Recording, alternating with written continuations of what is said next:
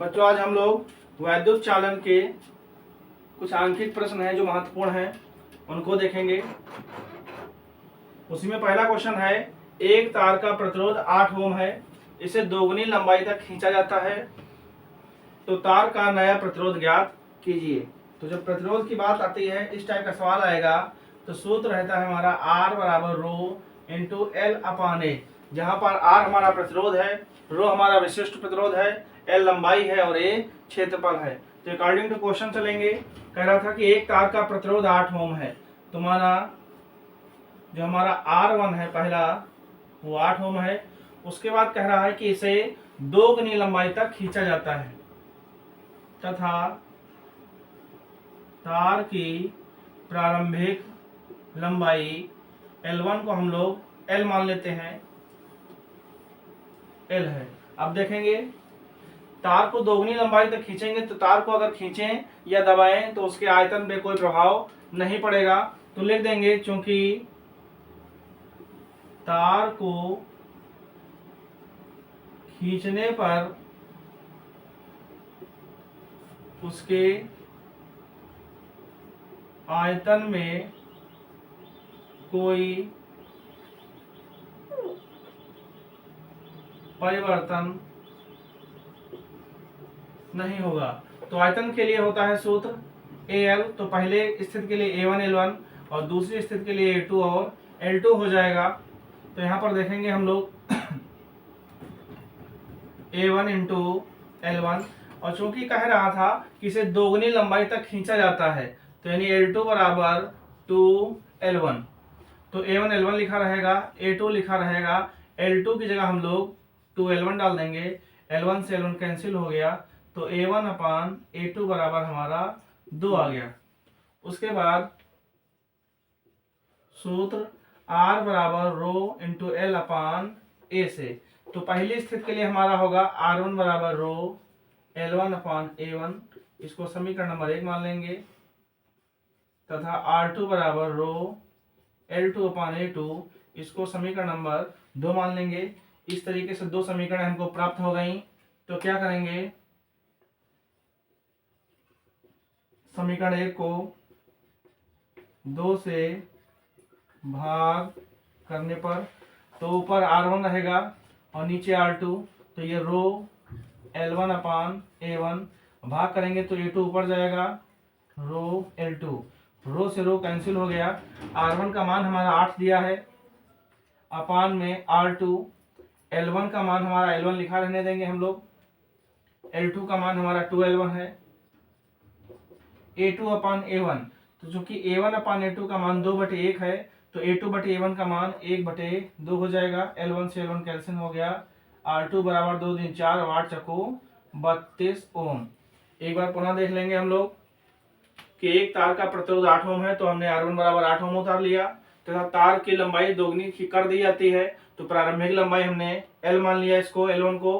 तो जब तार को खींचेंगे तो उसके आयतन पे कोई प्रभाव नहीं पड़ेगा, तो इसलिए आयतन A1 L1 खींचने के पहले का आयतन है और A2 L2 खींचने के बाद का आयतन है। तो A1 लिखा रहा, L1 भी लिखा रहा, A2 लिखा रहा, चूंकि जो लंबाई है वो दुगनी कर दी गई थी तो L2 बराबर 2L1 यहाँ पुट कर देंगे, L1 से L1 कैंसिल हो गया, तो A1 अपान A2 का मान हमारा 2/1 आ गया। अब सूत्र हमारा होता है R बराबर रो L अपान A, तो R1 का मान लिख दिया और इसी प्रकार R2 का मान, चूंकि रो नहीं बदलेगा क्योंकि तार का विशिष्ट प्रतिरोध है, तो 1 को 2 से भाग कर दिया तो रो से रो कैंसिल हो गया, L1 L2 और A2 बटे A1 के मान डाल दिया और हल कर लिया। तो इस प्रकार से हमारा नया प्रतिरोध जो है वो 32 ओम आ गया। उसी के बाद अगला क्वेश्चन है, एक तार का प्रतिरोध 2 ओम है, तार की त्रिज्या खींचकर आधी कर दी जाती है, तो नए तार का प्रतिरोध ज्ञात कीजिए। तो वहां पर लंबाई को खींचकर आधा या 2 गुना या 3 गुना या 1/3 या 1/4 करते हैं। अब दूसरा टाइप है कि जो है त्रिज्या आधी कर दी जाए। तो देखेंगे क्योंकि R1 बराबर हमें दिया है 2 ओम, प्रारंभिक प्रतिरोध हमारा कितना दिया है, 2 ओम दिया है, तार को हम लोग खींचेंगे तो उसके आयतन पे कोई प्रभाव नहीं पड़ेगा, तो चूंकि लिख देंगे आयतन अपरिवर्तित रहेगा, इसलिए A1 L1 बराबर A2 L2। तो A1 L1 हमारा खींचने के पहले का आयतन और A2 L2 हमारा खींचने के बाद का आयतन। तो यहाँ पर लंबाई नहीं दी है, तो चूंकि आयतन का जो सूत्र होता है, सॉरी क्षेत्रफल का, तो क्षेत्रफल को हम लोग पाई आर स्क्वायर लिख सकते हैं। तो इसलिए A1 को हम लोग लिखेंगे पाई R1 का स्क्वायर L1, A2 को लिखेंगे पाई R2 का स्क्वायर L2। पाई से पाई कैंसिल हो गया। अकॉर्डिंग टू क्वेश्चन कह रहा था कि त्रिज्या खींचकर आधी कर दी जाती है, तो जो खींचने के बाद त्रिज्या मान लिया R2, पहले त्रिज्या R1 थी तो कितनी हो गई, आधी हो गई। तो R1 का स्क्वायर L1 बराबर R2 की जगह हम लोग R1 बटे 2 रख देंगे स्क्वायर इंटू L2। तो R1 का स्क्वायर L1 बराबर R1 का स्क्वायर 2 का स्क्वायर 4 इंटू L2।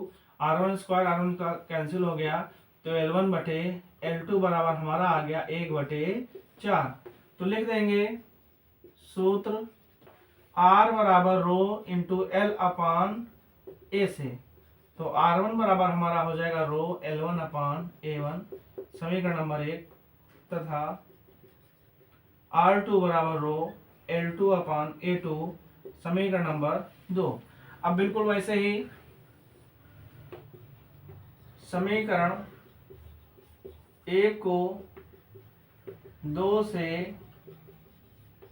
भाग करने पर, तो R1 ऊपर रहेगा, R2 नीचे रहेगा, रो L1 अपान A1, A2 ऊपर जाएगा और रो L2, रो से रो कैंसिल हो गया। अब हम लोग देख रहे हैं कि R1 का मान 2 ओम दिया था, तो R1 की जगह 2 और बटे R2 L1 और बटे L2। तो देखेंगे हम लोग L1 और बटे L2 का मान 1 बटे 4 दिया है, तो L1 बटे L2 की जगह 1 बटे 4 डाल देंगे। A2 को हम लोग पाई R2 का स्क्वायर और A1 को पाई R1 का स्क्वायर, तो पाई से पाई कैंसिल हो गया हमारा, 2 बटे R2 बराबर R2 का मान है R1 बटे 2, तो यहाँ पर स्क्वायर हो जाएगा, तो R1 का स्क्वायर बटे 4 और 4 पहले से है और बटे R1 का, तो R1 स्क्वायर कैंसिल हो गया, 4 चौको 16 दूनी 32। तो इसमें भी आंसर हमारा 32 ओम आ गया। एक बार फिर से देख लेंगे कि एक तार का प्रतिरोध 2 ओम है, तो R1 बराबर 2 ओम हमने लिख लिया। तार को खींचकर त्रिज्या इसकी आधी कर दी जाती है, तो आयतन में कोई परिवर्तन नहीं होगा। तो A1 L1 खींचने के पहले का आयतन और A2 L2 खींचने के बाद का आयतन है। तो A का मान पाई आर स्क्वायर है, क्षेत्रफल होता है, तो यहाँ पे पाई R1 का स्क्वायर और A2 की जगह पाई R2 का स्क्वायर। पाई से पाई कैंसिल हो गया, क्योंकि त्रिज्या खींचकर आधी कर दी गई थी, तो इसलिए R2 जो है R1 का आधा हो गया, R1 बटे 2 हो गया। तो R1 का स्क्वायर L1 लिखा रहा, R2 की जगह R1 बटे 2 का स्क्वायर कर दिया इंटू L2। जब स्क्वायर खोला हमने तो R1 का स्क्वायर बटे 4 आ गया, R1 स्क्वायर से R1 स्क्वायर कैंसिल हो गया, तो L1 और L2 को नीचे लिए चले आए, तो 1 बटे 4 हमारा आ गया। अब सूत्र होता है हमारा R बराबर रो L अपान A से, तो R1 की जगह ये डाल दिया, R2 की जगह ये, रो नहीं जो चेंज होगा क्योंकि ये तार का विशिष्ट प्रतिरोध है, और R1 बटे R2 समीकरण 1 को 2 से भाग कर दिया, जो कुछ कट गया बाकी मान डाल दिया। तो इस प्रकार से हमारा जो प्रतिरोध है नए तार का, जो खींच के त्रिज्या आधी कर दी गई थी, उसके बाद R2 हमारा 32 ओम आ गया।